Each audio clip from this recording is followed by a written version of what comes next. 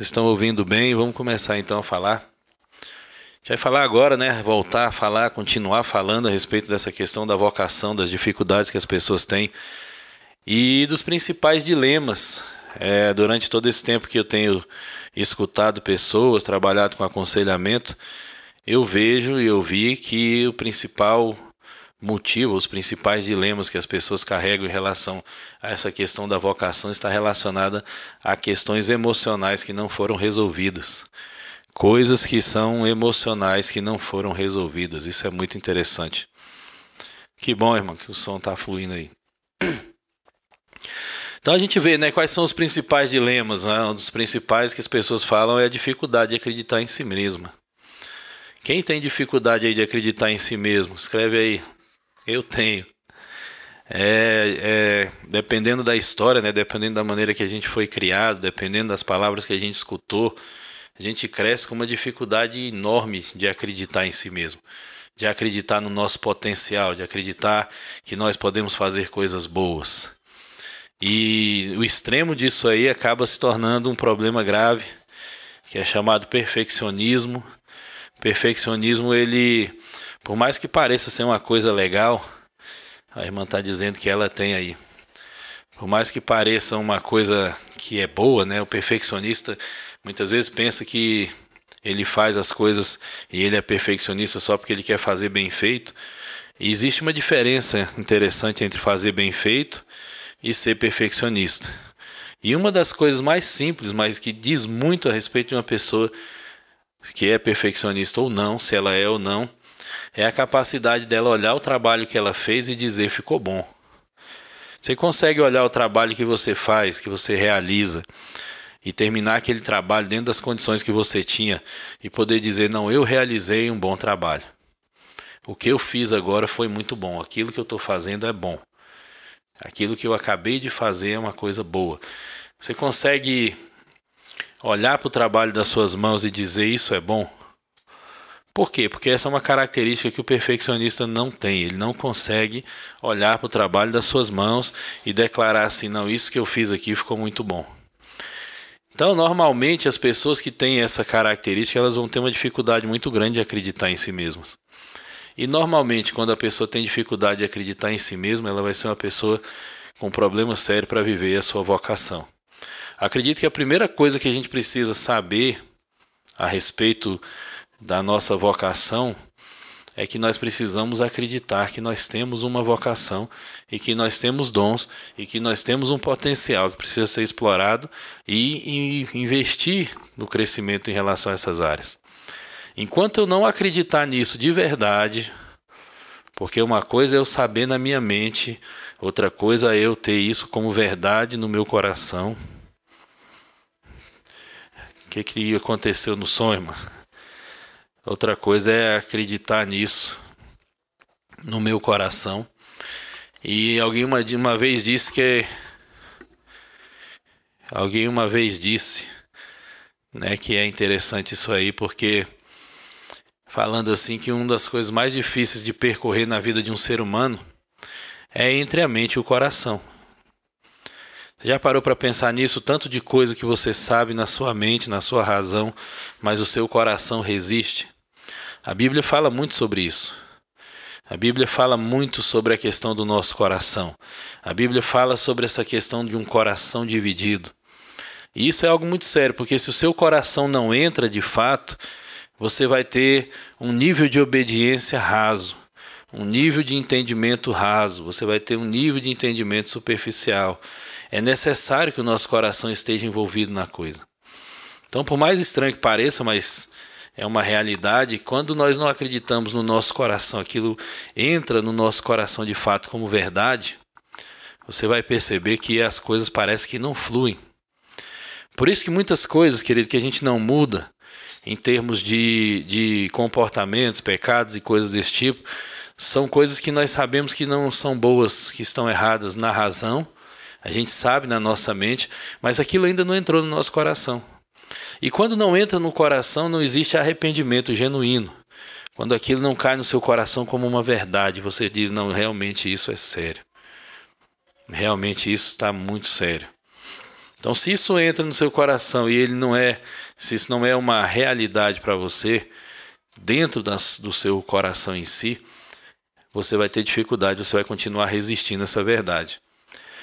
Você percebe uma coisa quando você está lidando com pessoas, quando elas estão nesse conflito relacionado à sua vocação, é que lá no coração, lá no fundo, lá onde a coisa acontece de fato, elas não conseguem acreditar nas verdades que a palavra de Deus diz. Então lá no fundo, a pergunta é essa hoje para você, lá no seu coração, onde o negócio acontece, onde é a fonte da vida ali. Você consegue realmente olhar para você e ver aquilo que é de fato a verdade que Deus fala a respeito de você? Você consegue realmente se enxergar como Deus te vê? Você consegue realmente acreditar lá no fundo, lá no seu coração de verdade, acreditar que Deus tem um propósito para a sua vida? Que Deus realmente está fazendo algo e tem realmente um propósito especial para a sua vida? Lá no fundo você consegue acreditar que Deus te deu dons e que você tem um potencial de fazer coisas boas? Você vai perceber que todas essas questões que lutam, que nos impedem, que nos atrapalham de viver vocação, propósito, tudo isso, é uma questão extremamente emocional, uma questão extremamente relacionada às feridas que nós carregamos na nossa alma. Quanto mais crítica, quanto mais dificuldade você teve, quanto mais você tem uma história difícil de abandono, de rejeição, de críticas, mais dificuldade você vai ter de acreditar em si mesmo. Quanto mais você foi ferido na sua história e criticado, e quanto mais falaram coisas ruins a seu respeito, mais dificuldade você vai ter de acreditar em si mesmo. Por isso que é importante a gente entender isso, porque a palavra de Deus fala que o nosso coração é como um terreno. Seu coração, ele precisa ser um terreno fértil. Por quê? Porque a semente da palavra de Deus, e ela é sempre uma boa semente, ela vai ser lançada no teu coração. E sendo lançada no teu coração essa semente, ela precisa encontrar um terreno fértil. Se o seu coração não é um terreno fértil, você entra ali quando a gente estuda aquela parábola de Mateus 13, que fala sobre a parábola do semeador, que são semeadas ali sementes, e a semente é a mesma, e a gente vai perceber que naquelas sementes, a semente é boa. Em nenhum momento o texto diz que a semente que foi lançada no primeiro era boa, no segundo não era tanto, no terceiro era de uma qualidade inferior. Não, o tempo inteiro nós vemos ali que aquele texto está dizendo que a semente era boa, era a mesma semente.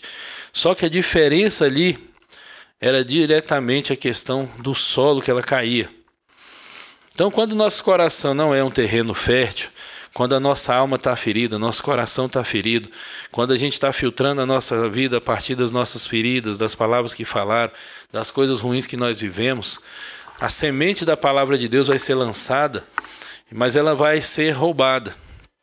Em Mateus 13:19 fala uma coisa muito séria, presta atenção nisso. Tudo aquilo que você ouve e não compreende, olha que interessante, tudo que você ouve e não compreende, que não entra no teu coração como uma verdade profunda, a Bíblia diz que o maligno vem e arrebata. Sabe aquela coisa de você ouvir uma palavra tremenda de Deus, mas seu coração terreno endurecido por causa das feridas da sua história, e aquela semente é lançada, mas você não permite que aquilo ali gere fruto, você não permite que entre de maneira profunda. Às vezes não é nem você que não permite, é porque seu coração não está pronto, seu coração está fechado e aquela semente não entra. A Bíblia diz que o maligno vem e arrebata. É muito comum a gente perceber isso. Quantas vezes a gente não ouve essas histórias de pessoas que estavam no culto, ouviram uma palavra tremenda, foram abençoados, impactados, e quando chegaram dentro do carro, na porta de casa, às vezes não dá tempo nem de chegar no carro, eles estão no meio do caminho, a palavra já foi roubada, a semente que foi plantada já foi arrancada. Eu vi muitas vezes isso acontecer em aconselhamentos, conversando com pessoas, e você ministrando a vida daquela pessoa ali, falando algumas verdades para ela, trazendo alguns entendimentos, ela recebendo aquilo na sua razão, na sua mente, e o seu coração não permitindo aquilo ser verdade, resistindo no coração. E a pessoa sai convicta da sala. Muitas vezes isso acontece relacionado a perdão. Quando a pessoa fala, não, eu vou perdoar tal pessoa, eu saio daqui hoje com essa convicção, eu saio daqui hoje com esse propósito. Eu cansei de ouvir isso. Uma vez eu ouvi um irmão falando, a gente conversando, ele com dificuldade de perdoar pessoas da família, e ele falando, pastor, minha família é tão complicada que a gente briga, a gente nem sabe mais por que não está conversando. E ele tinha quase 20 anos que não conversava com a irmã, porque eles tinham brigado. Foi até engraçado no dia da ministração lá, porque desse aconselhamento, porque ele falou, nem me lembro mais o que aconteceu para a gente não estar mais falando um com o outro. Mas o que aconteceu? A gente conversando com ele, falando sobre essa questão do perdão, ele saiu de lá decidido. Saiu de lá e disse assim, não, eu saio daqui hoje e vou na casa da minha irmã para conversar com ela e resolver esse negócio. Irmãos, o que aconteceu? Pouco tempo depois, ele saiu, eu imagino literalmente, porque eu já ouvi muitas vezes as pessoas falando isso. Ele saiu daquele momento ali declarando, eu saio daqui para perdoar essa pessoa. E eu percebi que na igreja ele começou a meio que fugir de mim, meio que desviar. E eu percebi ali que ele não tinha conseguido fazer aquilo que ele colocou como proposta, né? Eu vou liberar perdão para essa pessoa. E aí o que aconteceu? Ele passou um ano, depois daquela conversa que a gente teve, ele passou um ano com dificuldade de resolver esse negócio. E um dia aconteceu uma coisa que arrumou a situação lá para ele poder falar, né? Eles foram numa festa de família, a irmã dele estava lá, mais outras pessoas da família estavam também, e naquele dia ele criou coragem e no meio lá, no momento que foram cantar os parabéns ou falar alguma coisa para a pessoa, aquele momento que as pessoas fazem suas declarações, discursos ali, no aniversário, ele resolveu pedir perdão para essa irmã dele. Eu falei, olha, eu queria falar uma coisa e tal, e pediu perdão. Falou, eu quero pedir perdão para minha irmã, tem tantos anos que a gente não conversa, e aconteceu isso e tal, e a gente não conversa. Eu quero liberar perdão, pedir perdão e tal. E ele falou uma coisa que foi muito marcante. Ele disse assim, pastor, aquilo foi tão impactante que outras pessoas da minha família que não conversavam umas com as outras, que estavam brigadas, começaram a se reconciliar, começaram a perdoar uma a outra. E ele virou para mim assim, um ano depois praticamente, ele virou para mim e disse assim, se eu soubesse que isso era tão bom, eu teria feito antes. Naquela hora eu ri, me segurei para não falar. Eu falei, eu te avisei, você não quis me escutar. Mas essa questão é interessante, porque o que eu estou falando, né? Nós carregamos coisas dentro de nós, que às vezes a gente ouve o ensinamento correto sobre aquela área, como resolver, a gente se propõe, não, eu vou resolver isso aqui. E pouco tempo depois a gente sai dali pensando, não, isso aqui não é assim também não. Quantas vezes as pessoas saíram depois de um aconselhamento comigo e falaram assim, não, esse pastor é muito radical. Não é assim não precisa dessas coisas aí também não. Precisa ser desse jeito não. E a pessoa recua. Ela vai e não faz, porque muitas vezes acontece isso, da pessoa não compreender no seu coração aquilo que está sendo ensinado. E se ela não compreende no seu coração, a Bíblia diz que o maligno vem e arrebata. Quanta semente boa de Deus, querido. O maligno arrebatou do teu coração, porque o seu coração não aceitou aquela verdade para você. Quantas vezes Deus falou assim, que queria te acolher e te abraçar, queria estar perto, mas o seu coração estava fechado, seu coração estava duro para aquilo que ele estava fazendo. Quantas feridas você carrega no seu coração que levantaram barreiras contra Deus? Quantas coisas às vezes a gente está ali fugindo de Deus porque está acreditando que Ele é o culpado de muita coisa ruim que aconteceu contra nós. Pessoas que acreditam que Deus está nessa hora de alguma forma punindo, fazendo algum mal para elas e levantam barreiras. Existem coisas de fato, dilemas da vida que a gente não consegue explicar. Existem coisas ruins que acontecem, que as pessoas atribuem a Deus e não sabem o que aconteceu de fato e ficam com raiva de Deus. E isso é mais comum do que parece, as pessoas têm medo de falar isso, mas muita gente tem barreiras pesadas com Deus por isso, por coisas que aconteceram e elas não conseguiram entender por que Deus permitiu. E muitas vezes a gente não vai entender de fato. Às vezes as coisas são complicadas e a gente não tem como explicar. Mas a questão é que quando nós temos o nosso coração ferido, as verdades de Deus elas não têm condições de entrar no nosso coração. A gente estava falando daquele texto de Êxodo 6:9, que fala que Moisés falou exatamente isso aos filhos de Israel, porém os filhos de Israel não ouviram a Moisés, porque eles estavam em desespero de alma e cruel escravidão. Esse texto é interessante porque ele mostra, acho que já falei isso nas outras lives, né? Ele mostra literalmente quando você tem o desespero de alma, quando você está ferido emocionalmente, quando você está com a sua alma machucada e a sua mente escravizada em pensamentos ruins, você não ouve aquilo que Deus está falando. E se você não ouve o que Deus está falando, provavelmente você não vai conseguir escutar aquilo que Deus está falando a seu respeito em relação à sua vocação e ao seu propósito. E se você não consegue escutar isso, você tem um problema que provavelmente você vai ficar perdido na sua vida, andando em círculos o tempo inteiro. Então isso é muito sério, queridos, porque nós vemos pessoas passando por esse dilema, vivendo essas dificuldades. Tem um exercício prático que pode ser feito, que eu gravei no Story, que você pode fazer um levantamento aí da sua história, uma parte, né, uma coisa pequena que dá para fazer um levantamento específico daquilo que você pensa a seu respeito. Porque uma das coisas que são interessantes, o ser humano ele constrói a sua visão, a sua autoimagem até os 6 anos de idade. Não quer dizer que depois não possa mudar, mas até os 6 anos, os conceitos mais profundos que você tem a respeito de você mesmo, da sua aparência, do seu valor e da sua capacidade. Olha só que coisa complicada isso.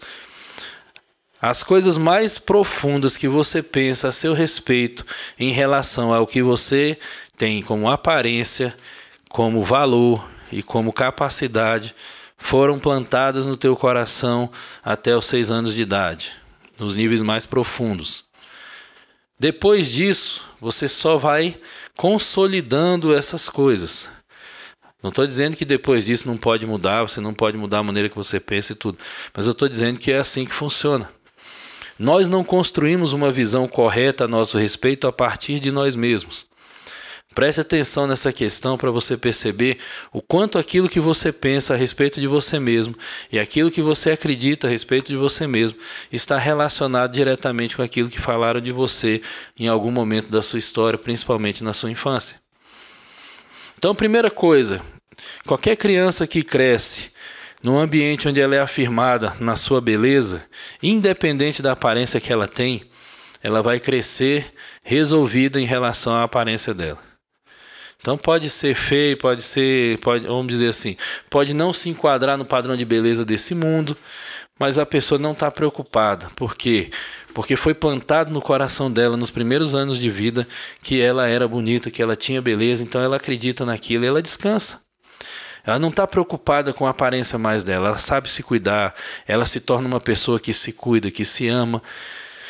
E ela acaba aprendendo uma coisa, querido, que ela se torna a melhor versão dela mesma, porque ela vai cuidando de si mesma. Então presta atenção, como é que uma criança entende que ela é bonita ou feia? A partir do comentário do outro. Uma criança pequena, ela não tem parâmetros para analisar até os 5, 6 anos de idade aquilo que é feio e que é bonito numa pessoa. Ela está construindo esse conceito. E depois a gente aprende a construir a partir de outros parâmetros. Mas até aquele momento, a beleza não é uma coisa clara na mente de uma criança. Ela não vai dizer que uma pessoa é feia porque tem um cabelo de um jeito, ou porque tem uma altura tal, ou porque tem um tamanho de nariz de um jeito. Ela não tem essa visão ainda clara. Ela vai aprender isso depois. E muitas vezes quando cresce num ambiente de crítica, né, onde as pessoas passam o tempo todo criticando os outros e aparência e falando mal, ela aprende rápido demais o que é bonito e o que é feio nesse contexto. Mas a criança, o ser humano em si, cada um de nós, a gente constrói a nossa visão a respeito de nós mesmos a partir do que o outro fala. Se você cresceu numa família onde seu pai e sua mãe falaram que você era lindo, que você era bonito, elogiou você na sua aparência, você cresce resolvido com quem você é em termos de aparência. A outra área que a gente constrói até os 6 anos de idade é o nosso senso de valor. Se você cresceu num ambiente onde você foi cuidado e você teve tempo de qualidade com as pessoas que cuidavam de você, com seus pais, com as pessoas que estavam ali para você, você vai crescer com uma ideia de que você tem valor. Então você vê hoje que todo mundo sabe disso, quer dizer, não sei se todo mundo sabe, mas a maioria sabe que não adianta só dar presentes para crianças para compensar a ausência. O que realmente transmite para o ser humano se ele tem valor é tempo de qualidade. Se você quer provar para sua esposa, para o seu filho, para sua filha, para quem você quiser, que essa pessoa tem valor para você, você precisa dedicar tempo de qualidade. A única coisa que estabelece valor para o ser humano de fato é tempo de qualidade. Uma criança que cresce com a ausência dos pais e ganhando presente, ela não cresce com a visão de que ela tem valor. Ela aprende a não valorizar as coisas que são caras, né? Porque ela vai ganhando tudo muito fácil. Os pais que usam isso como uma compensação, eu passo o dia inteiro, eu viajo muito, passo o dia inteiro fora de casa, não tenho contato com meu filho, e quando eu chego eu trago um presente. Eles estão ensinando o filho coisas que não são boas, né? E principalmente a não dar valor naquilo que é caro.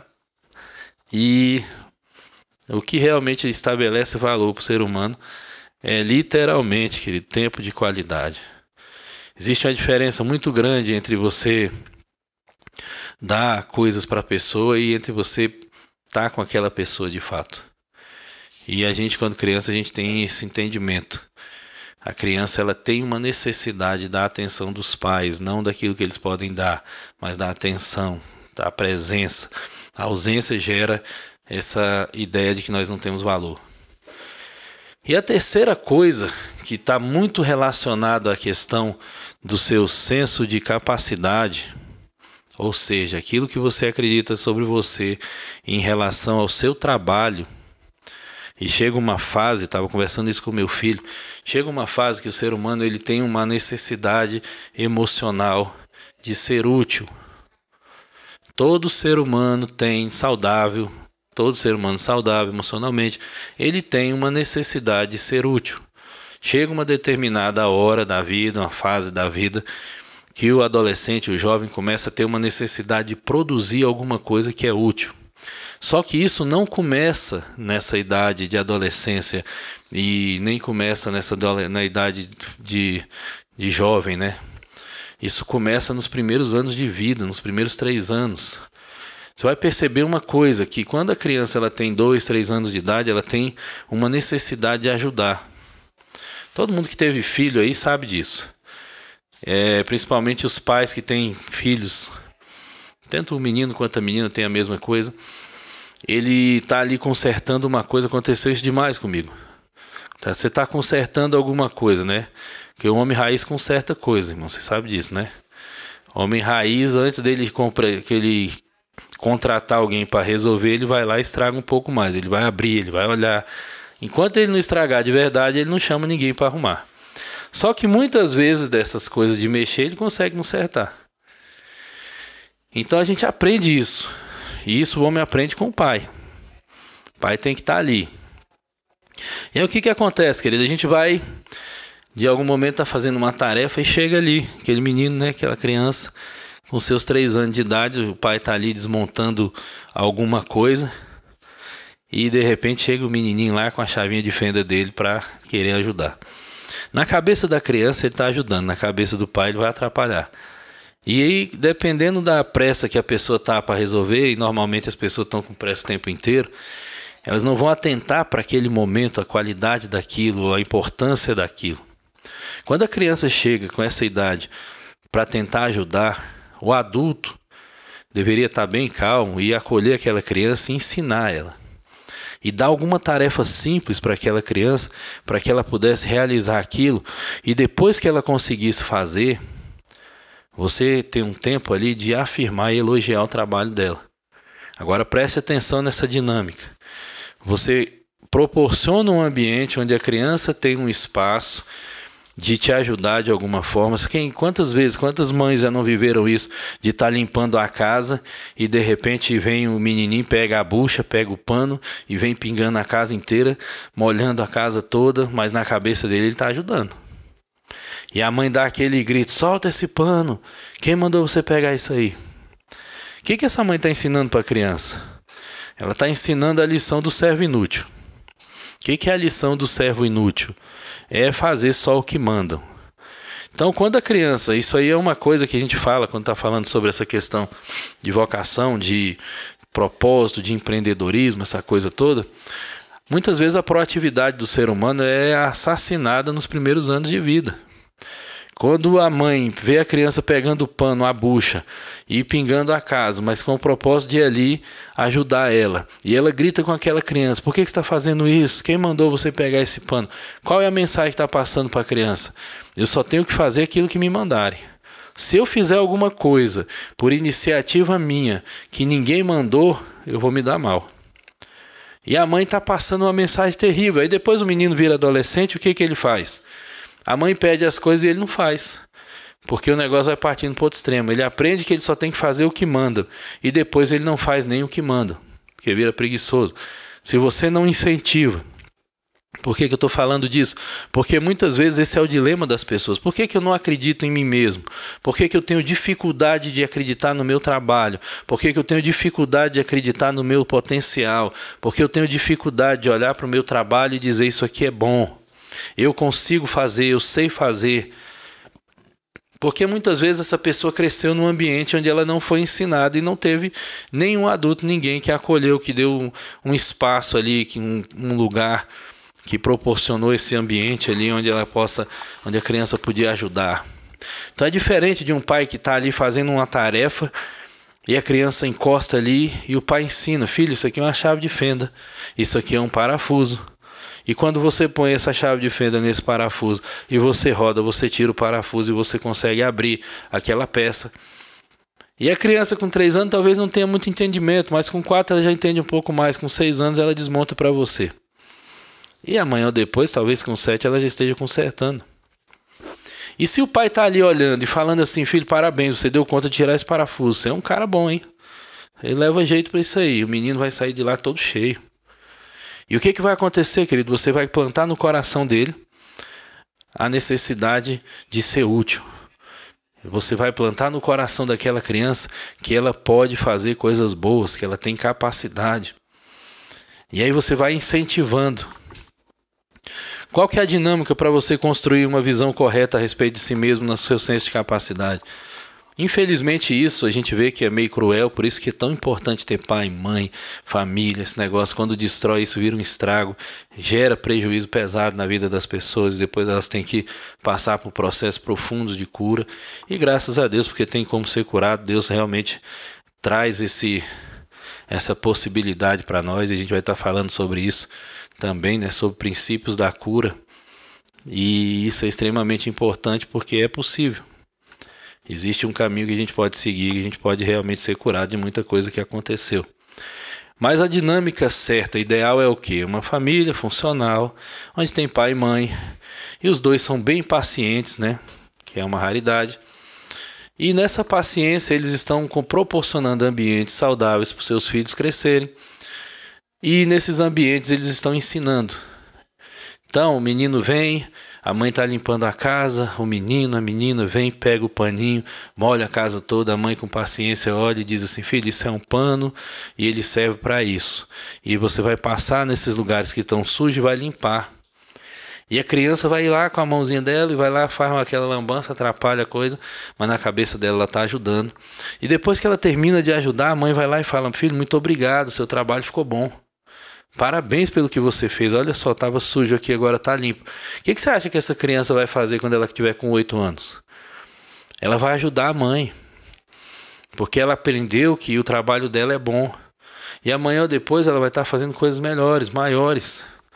É igual o menino, você pega o menino ali, o menino tem uma necessidade, o homem, né? Tem uma necessidade muito grande de mostrar que é forte. Quando a mãe vai incentivando e tudo, amanhã ou depois ele está carregando a sacola para ela. Porque ele vai ter força para isso. Mas quando as mães são superprotetoras, entenda uma coisa, querido, excesso de proteção causa mais prejuízo, faz mais mal para o menino, para a menina, do que a negligência. A negligência de cuidados, de tudo ali, de presença, gera um tipo de prejuízo.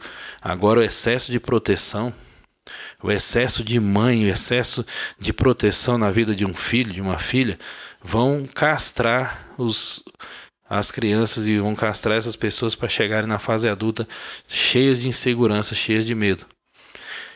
E um ambiente de excesso de crítica gera pessoas fracas em relação às suas convicções, em relação ao seu potencial.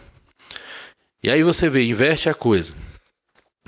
Se a pessoa está dentro de um ambiente onde ela não tem afirmação, onde ela não é elogiada de nada, e ela só é criticada no que faz, e hoje a gente tem uma geração, infelizmente, queridos, o Brasil é um país, o brasileiro, ele tem uma mania muito feia de ficar amaldiçoando. Tem lugares que as pessoas xingam os filhos e falam que vão matar, que vão esfolar, que é uma coisa assim pesada. E é meio cultural esse negócio. Xingamento. Você sabia que um judeu nunca xinga seu filho? Eles não amaldiçoam seus filhos, porque tem um entendimento de que a palavra liberada tem peso, tem poder. A palavra maldição, ela tem um peso na vida do filho. Ela tem um significado de prender a vida da pessoa para que ela não prospere. Então, quando um pai e uma mãe estão xingando seu filho, estão amaldiçoando, eles estão declarando literalmente que esse filho está proibido de ser um sucesso. A palavra bênção, presta atenção nessa questão, a palavra bênção no original tem um significado de dizer que a pessoa está autorizada a prosperar, a ser bem-sucedida e a ser fecunda. Olha que coisa interessante, querido. Os pais têm um poder de autorizar o filho a ser bem-sucedido, a ser próspero e a ser fecundo. Quando os pais estão amaldiçoando seus filhos, eles estão fazendo o contrário. Por quê? Porque você pega o princípio espiritual e inverte ele. Se a palavra bênção tem um propósito espiritual sobre a vida do filho, de declarar sobre ele que ele está autorizado a prosperar, o pessoal que está aqui na igreja sabe disso. Toda vez que a gente vai orar por alguém no aniversário, a gente fala isso. Eu oro pela pessoa e falo: Senhor, nós aqui como igreja, nós estamos declarando que essa pessoa está abençoada, e eu vou orar assim por você agora. Estenda a sua mão. Quero declarar que você está abençoado e que você está autorizado a prosperar, autorizado a ter sucesso e autorizado a ser fecundo em tudo aquilo que você colocar as suas mãos para a glória de Deus. Quem recebe isso aí diz amém. Diz aí, coloca aí: eu recebo em nome de Jesus. Por quê, querido? Porque a palavra bênção tem esse peso. A palavra de bênção no original significa isso: eu autorizo você a prosperar. Eu autorizo você a ser bem-sucedido. E eu autorizo você a ser uma pessoa que vai ser fecunda naquilo que você fizer. Quantas pessoas hoje são estéreis, querido? Estéreis, assim, literalmente, porque não podem ter filho, e estéreis naquilo que põe a mão e o negócio não anda. Talvez você esteja vivendo um tempo de esterilidade na sua vida, onde as coisas não estão fluindo, não estão tendo vida. E é importante você olhar também as palavras que você ouviu na sua história. Talvez você tenha sido literalmente amaldiçoado. E quando uma pessoa, a Bíblia fala que a maldição sem causa não se cumpre. Mas quando uma figura de autoridade que deveria estar abençoando, está amaldiçoando, essa palavra de maldição ela já encontra uma causa. Se eu, como pai, olho para o meu filho, eu que tenho autoridade sobre ele para abençoar, eu que tenho autoridade sobre ele para declarar palavras de bênção sobre ele, eu me proponho a amaldiçoar o meu filho, eu estou declarando uma sentença no mundo espiritual sobre ele. Estou dizendo assim: filho, estou falando quando amaldiçoa, né? Você está declarando isso: filho, você está proibido de ser Você não está autorizado, porque eu, como figura de autoridade, seu pai, estou te xingando e amaldiçoando, então estou declarando no mundo espiritual, é assim que os demônios vão entender a coisa. Eu estou declarando no mundo espiritual que você não está autorizado a ser próspero, que você não está autorizado a ser bem-sucedido e que você não está autorizado a ser fecundo. Agora para pensar isso, querido, olha o peso disso. Por isso que um judeu nunca vai amaldiçoar um filho. Um judeu nunca vai abrir a boca dele para dizer que o filho dele é vagabundo. Nunca vai abrir a sua boca para dizer que o filho dele não sabe fazer nada, é burro, que não sabe fazer nada e tudo que faz é ruim. Você já parou para pensar, querido, quantas pessoas ouvem isso? Quantas crianças estão escutando isso dos pais? Aqueles pais feridos, e a gente fala isso também na Escola de Restauração da Alma Cristã. Toda pessoa ferida fere. Aquele pai ferido, azedo, amargurado, chega e descarrega aquela dor, aquela ferida no filho através de xingamento, de ira, de raiva. E ele está declarando sobre o filho essas coisas. E aí você para pensar quantas pessoas, quantas crianças, talvez você, quantas palavras você tem ouvido sobre a sua vida que estavam declarando literalmente isso. Você não está autorizado a prosperar. Você não está autorizado a ser bem-sucedido. Você não está autorizado a ser próspero. E espiritualmente falando tem um peso e emocionalmente falando também tem um peso. Sabe uma coisa interessante? Quando você xinga uma criança, você atribui identidade. Isso eu estou falando para a gente analisar a nossa história. Talvez esteja pensando, eu tenho problema com a minha vocação porque eu não estudei uma coisa por causa disso ou daquilo, porque eu ainda não sei. Não, talvez tenha problema porque as coisas foram plantadas no seu coração lá atrás, lá na sua infância. Para pensar, escreve no papel aí agora as palavras que você escutou sobre você na sua história. Coloca divide a folha no meio, divide ali, coloca 2 colunas e de um lado escreva as palavras que você ouviu que foram boas, as palavras que você ouviu que foram ruins. Coloca ali, divide a folha no meio e coloca assim: nossa, quando eu era criança eu escutava que eu era bonito. Quando eu era criança eu escutava que eu era inteligente. Meu pai olhou nos meus olhos e disse assim: filho, você é muito inteligente. Filho, você é muito capaz. Me fala aí, quantos de vocês já tiveram uma experiência dessa do seu pai olhar nos seus olhos e liberar uma palavra de afirmação? Se você quiser escrever, tiver coragem aí, quiser escrever, coloque aí para a gente saber. Do seu filho olhar para... Do seu filho não, do seu pai olhar para você, olhar nos seus olhos e falar uma coisa a seu respeito. Uma coisa boa. Quantas mulheres que estão aqui ouviram o pai olhar para elas e dizer: filha, você é linda. Você é linda. E agora coloca na outra coluna, quantas críticas você já recebeu? Você tá gorda, você tá feia, seu cabelo é ruim, seu nariz é grande. Quantas coisas você escutou que te machucaram e que te impediram de te ver como uma pessoa bonita, como uma pessoa capaz? Você vai perceber isso quando você faz esse levantamento e você pega na sua história de fato e olha para aquilo que você escutou das pessoas que estavam perto de você, principalmente na sua infância.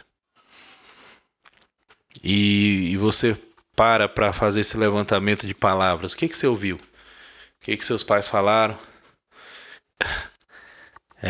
Mas é pesado, realmente não é brincadeira. Mas a gente sempre fala, né? Mas graças a Deus pelo nosso Senhor Jesus Cristo que nos dá a vitória.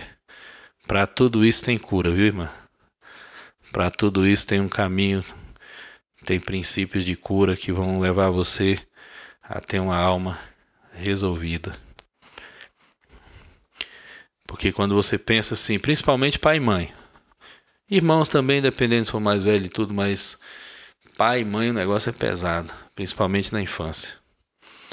Quando você olha e pensa assim, cara, às vezes eu perguntava para as pessoas assim em seminários não, em aconselhamentos. Às vezes a pessoa estava ali e ela fala assim: eu sou de uma família de 5 irmãos, de 10 irmãos. Quanto mais antiga a pessoa era, né, mais velha fosse, a possibilidade de ser de uma família grande era maior. e perguntava assim: quantas vezes seu pai olhou para você e te falou alguma coisa a seu respeito? E teve pessoas, várias pessoas que vinham de famílias grandes que falavam assim: meu pai nunca afirmou nada a meu respeito, ele nunca olhou para mim e falou diretamente comigo. Olha que interessante, querido. Eu não me lembro de nenhuma palavra direcionada a mim especificamente pelo meu pai. Meu pai falava comigo de forma genérica, né, de forma aberta. Não era assim diretamente. Você pergunta para as pessoas: me fala uma experiência que você teve com seu pai, que ele parou para te fazer um elogio.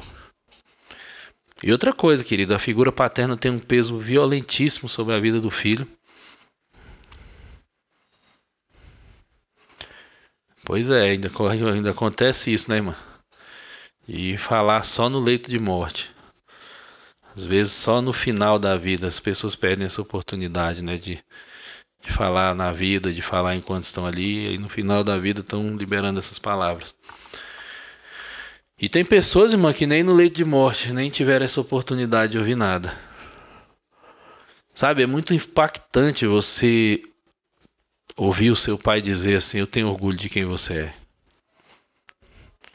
Eu me lembro que meu pai falava isso pra mim e isso me marcava muito, porque ele às vezes ia orar por mim no meu aniversário, coisas assim, e ele ia fazer o discurso dele e ele falava pra mim assim: filho, eu tenho orgulho do homem que você se tornou. E isso é muito forte, querido. Isso é muito impactante de você ouvir da boca do seu pai, da sua mãe. E muitas pessoas hoje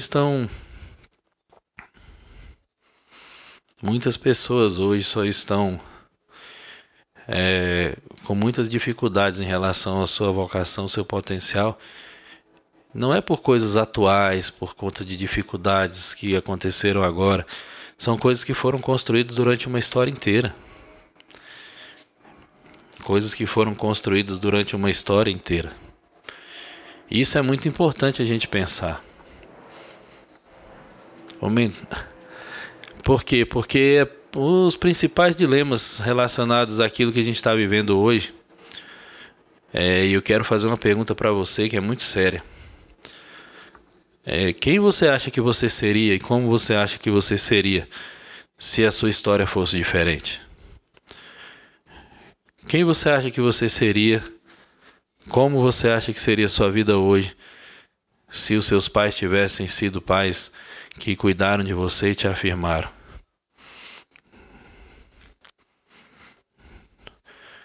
Quais as oportunidades que você acha que teria aproveitado?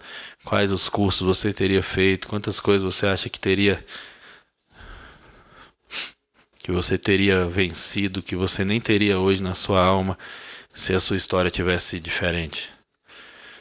Como a irmã está colocando aqui, meu pai me criticava, minha mãe me criticava e tudo, me chamava de nomes ruins. E se a sua mãe tivesse te abençoado e seu pai tivesse te afirmado, como é que você acha que você seria? Né? Quantas coisas a gente deixou de acreditar em si mesmo porque um dia... Travou aí, bonito.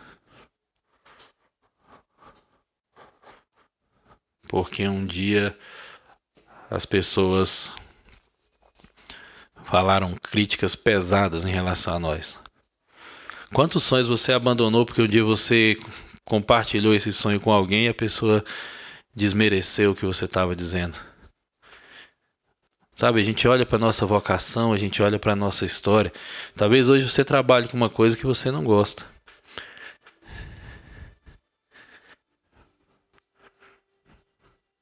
Amém, eu creio. Já pensou, querido, se isso fosse assim, se a nossa história não tivesse sido como foi, se a gente não carregasse as feridas que a gente carrega, se a nossa família tivesse sido uma família tranquila, os nossos pais tivessem permanecido juntos e eles não fossem pessoas feridas que estavam nos ferindo, e a gente pudesse realmente desenvolver o nosso potencial, e se o tempo que a gente tem e as energias que a gente tem, o nosso potencial fosse gasto em crescer e não mais em ficar pensando o tanto que a gente é ruim, o tanto que a gente não presta. Você já parou para pensar se sua mente tivesse voltada para as coisas que são boas e as verdades de Deus, e você gastasse mais o seu tempo pensando como você vai crescer e se desenvolver do que acreditando que você não tem nada para dar para ninguém, você não tem potencial nenhum, você não presta?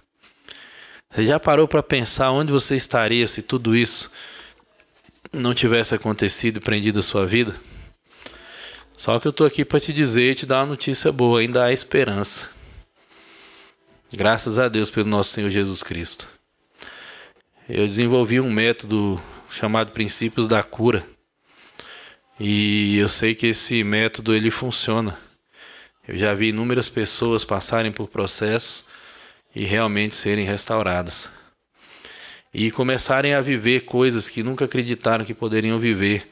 Começaram a acreditar e a desenvolver relacionamento com Deus de maneira mais profunda. Saíram dessa visão de orfandade e se tornaram filhos. E hoje estão vivendo uma vida de fato. E pode acontecer muita mudança, querido.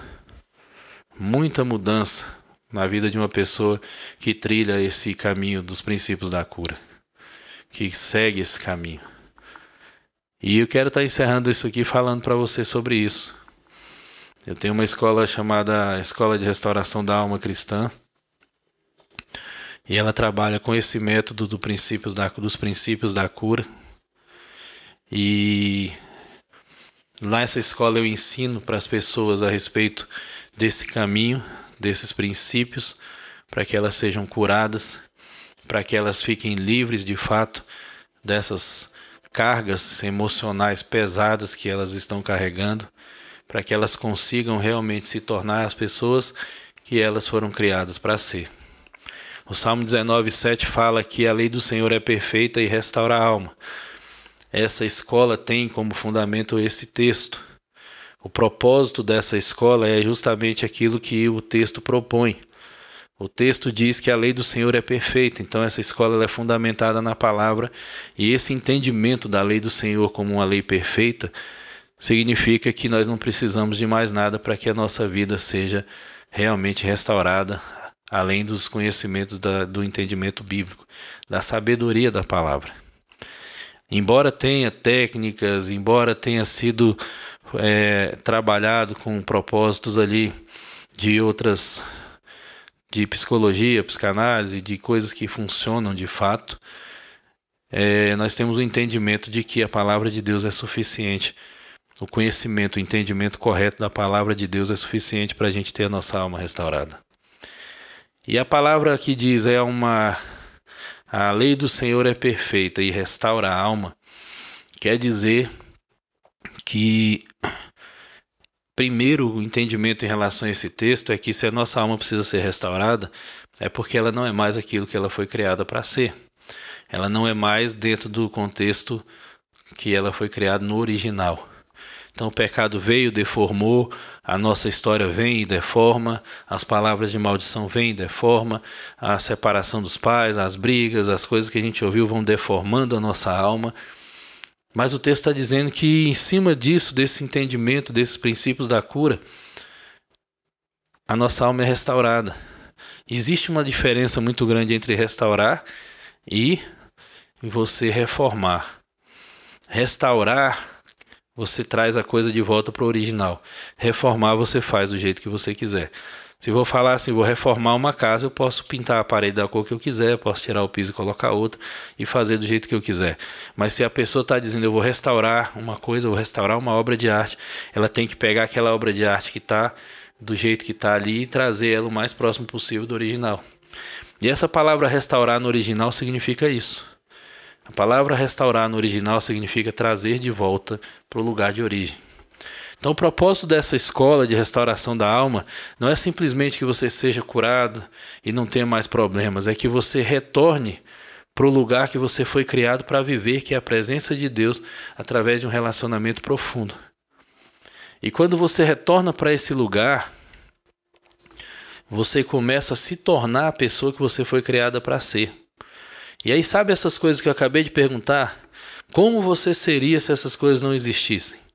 Você começa a acessar isso através dessa cura, dessa cura da sua alma, dessa vida de realmente você entender que Deus está pegando você agora da condição que você está e restaurando você, Ele está trazendo você de volta para ser quem você foi criado por Ele para ser. E aí entra aquilo que eu acabei de perguntar. Se você não tivesse essas coisas que você carrega hoje, como você seria?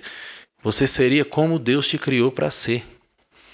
Você seria uma pessoa totalmente voltada para aquela pessoa que Deus criou você para ser. E mais além disso, querido, você seria a pessoa que acessaria todas as coisas que já são suas, que Deus já te deu. Você teria crescimento no seu potencial para viver todo o propósito que Deus criou para você. E é justamente esse o propósito que Deus tem, é justamente essa a proposta da escola, te dar as ferramentas para você conseguir trilhar esse caminho. Não é fácil, não é rápido, não é tão simples, mas funciona porque é o próprio Deus, através da sua palavra, te conduzindo nessa caminhada. Nós vamos ajudar sendo facilitadores através da escola, a gente vai ajudar sendo um facilitador através da comunidade, através de estar em contato, ajudando no processo, mas você pode ter certeza que você entra para essa escola ali, para fazer essa escola com Deus te conduzindo nesse processo. Eu tenho certeza, querido, eu vi isso inúmeras vezes acontecendo. Deus pegando na mão dessas pessoas e conduzindo essas pessoas para a cura, para o entendimento, para o crescimento espiritual. E uma coisa interessante, você vai se surpreender com quem você é. Talvez você nem se conheça. Eu cansei de ver isso, querido, nas ministrações, nos aconselhamentos, nas escolas. Cansei de ver isso, de ouvir isso. Pessoas dizendo assim, eu não sabia que eu tinha esse dom. Eu não sabia que eu tinha esse potencial. Eu não sabia que eu podia fazer isso. Eu não sabia que eu era bom nessa área. E eu vi isso acontecer, querido. Eu vi isso acontecer com muitas pessoas que entenderam esses princípios da cura, que caminharam nesse propósito, que perseveraram. Não é fácil. Existem momentos que vão ser difíceis, que a dor vai vir, o choro vai vir, mas pode ter certeza, eu já vi literalmente pessoas rolando no chão, falando tanto que dói, mas no final elas foram realmente curadas. Eu vi pessoas de um dia para o outro, falando de coisas que eu vi, pessoas extremamente feridas, e de um dia para o outro, depois de passarem por processos ali, de conseguirem liberar perdão e fazer algumas coisas que são ensinadas nessa escola, no outro dia você olhar para aquela pessoa, o semblante dela já ser outro. Essa escola, querida, agora ela é online. Eu ministrei essa escola durante muito tempo presencial. E tem um tempo já que eu não faço mais presencial. Muitas pessoas me perguntam quando é que vai ter escola de novo. E assim, hoje a coisa mais presencial, existe toda uma logística, uma dificuldade. Não é tão simples, então a gente vê que é mais difícil de fazer presencial. Então a gente tem...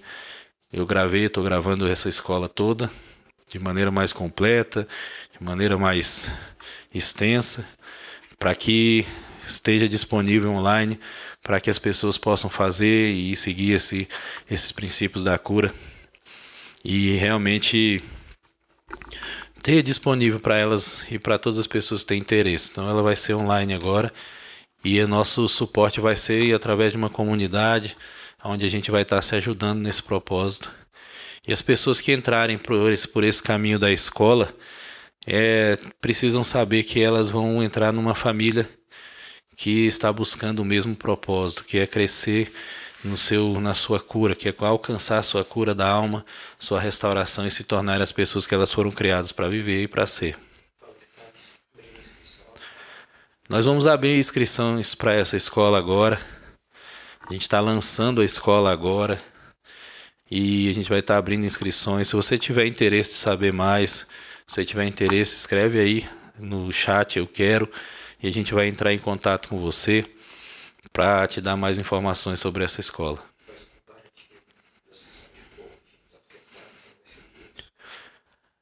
A gente vê assim que muitas pessoas têm pagado caro, né?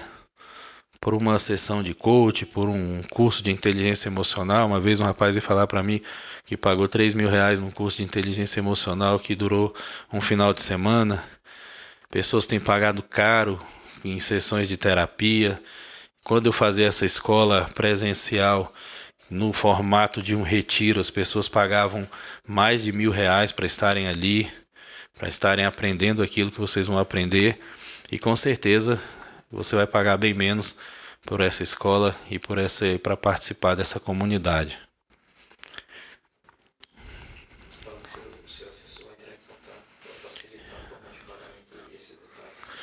E para quem quer e tem interesse, meu assessor está falando comigo aqui, ele vai estar entrando em contato. Então escreve aí no chat, ele até anotando o nome do pessoal, quem tem interesse nessa escola, que ele vai estar entrando em contato para falar mais com você, falar das condições de tudo aquilo que vai ser apresentado ali na escola e as condições que você vai ter.